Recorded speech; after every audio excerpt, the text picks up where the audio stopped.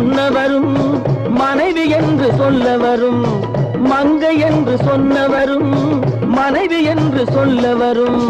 காவேரி கரை இருக்கு, கரை மேலே பூவிருக்கு, பூ போல பெண் இருக்கு, புரிந்து கொண்டால் உறவிருக்கு.